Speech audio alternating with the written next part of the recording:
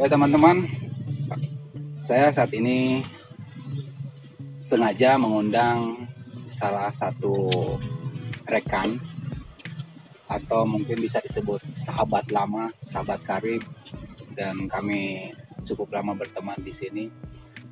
Dan saya ingin coba memaparkan kisah perjalanan dari beliau ini. Nanti teman-teman bisa langsung tahu secara umum bagaimana kisahnya, kenapa ada hal-hal yang harus disampaikan. Bahwa saya di sini saya ingin menyampaikan bahwa pentingnya kita mencoba membuka diri kepada hal-hal yang lebih positif. Dan mungkin saya perkenalkan saja. Halo, apa kabar Kang Hendy? Sehat? Alhamdulillah sehat. Iya. Dan mungkin saya tidak akan bercerita bagaimana kisahnya Kang Hendy ini, tapi nanti teman-teman tahu sendiri. Dan saya coba profilnya sedikit saja. Ini Kang Hendy dulu dia seorang jangkis. Dari seorang jangkis lalu menjadi pengedar. Nasib naas, kurang beruntung, tertangkap, menjalani hukuman.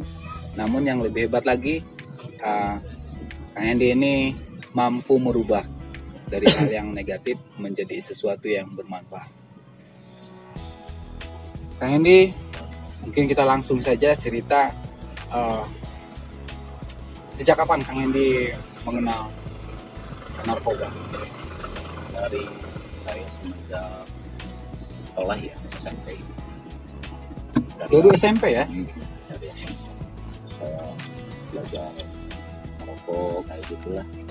Dari awal-awal belajar merokok kayak gitu sama teman-teman sekolah SD. Dari SD sudah mulai merokok? Iya, dari SD itu. Begitu saya masuk SMP, saya mengenal dunia jalanan. Di dunia jalanan itu karena faktor keluarga. Gitu. Itu dari keluarga. Dari faktor keluarga, ada hubungannya dengan faktor keluarga. Jadi Kenapa? intinya gimana ya, dari keluarga. Maksudnya kayak semacam sayanya kalau kata orang Sunda mau mani. Jadi sulit diatur ya, Ya. pada masa Betul. perkembangan itu ya. Jadi dari sejak SD sudah mulai merokok, Betul. lalu masuk di jenjang SMP sudah mulai mengenal dunia jalanan ya. Nah, dalam tanda kutip dunia jalanan itu seperti apa? Ya semacam mengenal minuman keras, minuman keras sama teman-teman pergaulan Minuman keras ya. minuman keras. Awalnya dari minuman keras. Dari minuman keras Itu SMP ya. ya, sampai dari minuman keras kayak gitu ya. Saya sulit lah kalau misalkan saya diomelin sama orang tua, emang saya sering melawan ini. Makanya saya terus di jalan tiap hari, pokoknya pulang sekolah itu saya nongkrong di jalan. Padahal latar belakang orang tua saya dulu itu pengusaha lah istilahnya. Ya, tokoh ya, tokoh ditokohkan, kehidupan cukup mapan ya. Nah, ada satu hal nih, dari apakah memang diawali dari miras atau ada hal lain setelah merokok ya? Maksudnya setelah merokok lalu ke miras, kapan mulai menikmati seperti narkoba yang lain? Misalkan tadi ada semenjak, maaf ya teman-teman, bukan saya terlalu vulgar, tapi memang ini harus diketahui. Secara umum kita tahu ada yang lebih umum banyak dikenal pada masa itu, ada ganja ya, dan ada obat-obatan terlarang juga.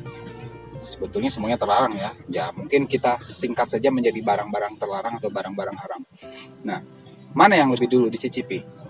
Miras. Waktu awal Miras ya. cicipi waktu awal miras. Terus udah mengenal miras itu, kenal lah sama ganja. Oke. sebetulnya itu juga dari awal saya juga nggak tahu yang namanya jenis narkoba itu seperti apa.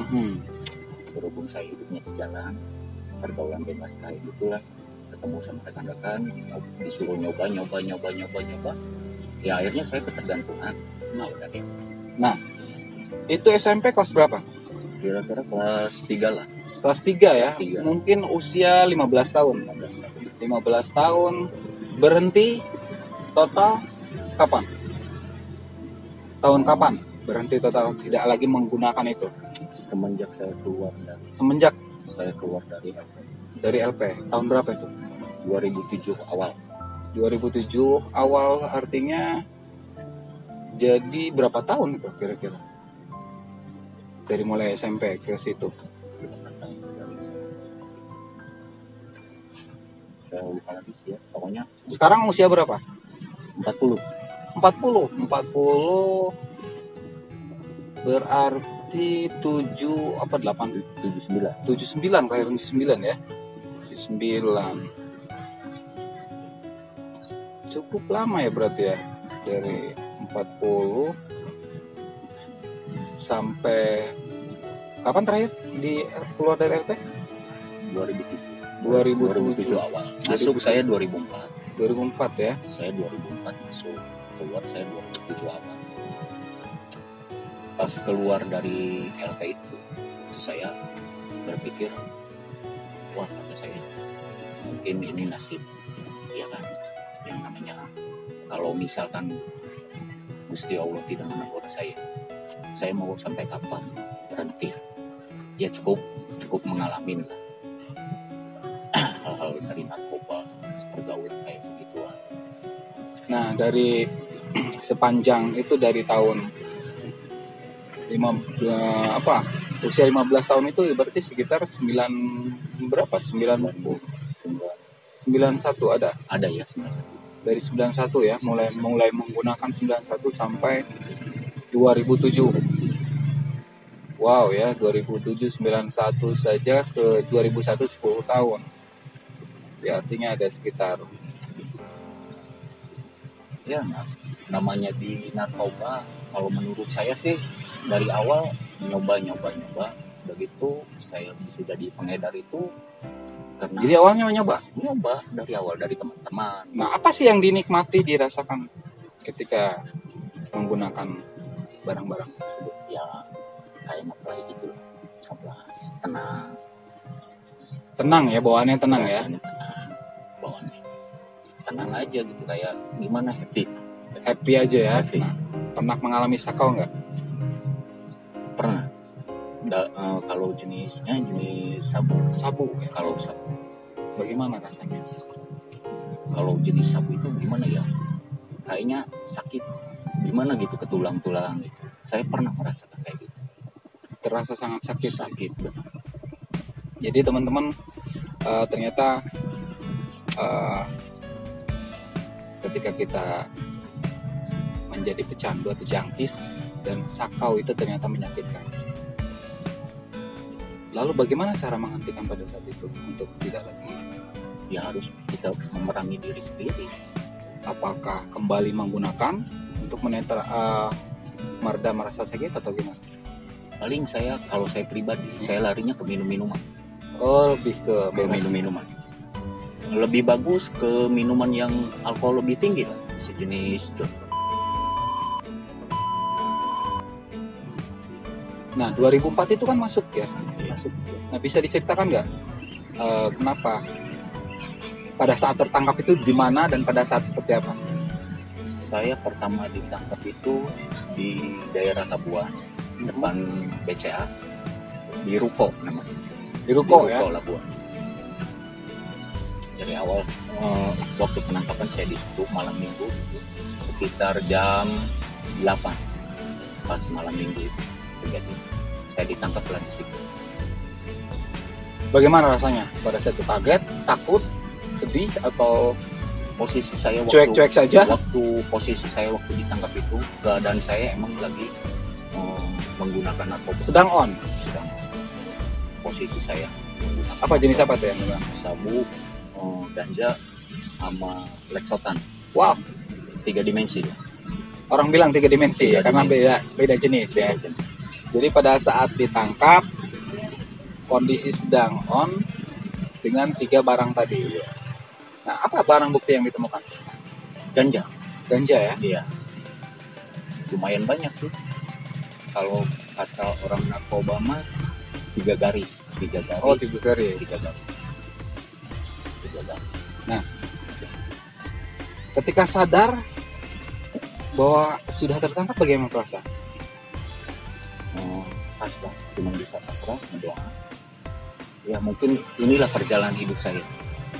Kalau toh saya tidak, misalkan saya tidak tertangkap, ya mungkin sampai saat ini saya masih mengidarkan narkoba. Saya ambil hikmahnya loh. Berapa tahun di 4 tahun 7 bulan. Saya ngejalanin itu 3 tahun 4 bulan. 3 tahun 4 bulan. Jadi Di 1 tahun itu LP remisi. Serang. Itu udah termasuk potongan remisi Iya, artinya keseluruhan remisi itu 1 tahun. dari awal. Bisa diceritakan sedikit saja bagaimana hidup di LP? Pokoknya sangat-sangat menyedihkan. Menyedihkan. Sekali. Apa tuh yang membuat sedih? Tidak bisa bekerja apa-apa, kita dimatikan, pikiran kita kayak gimana gitu, kayak misalkan ya tidur makan Tidur makan dan bekerja aja. dan bekerja. Ada dikasih penyuluhan di LP. Oh, ada Ada. penyuluhan ya. Misalkan kita pengen kerja di bikin batako, ada sisi positif. Ada skillnya ya. ada pelatihan pembinaan ya. ada di LP sekarang itu ada pembinaan kayak bikin kesetan kayak gitu itu ada. Keluar tahun 2007 awal. Nah, bagaimana respon dari teman-teman terus keluarga ketika pada saat Kang Hendy ini tertangkap? Bagaimana respon keluarga?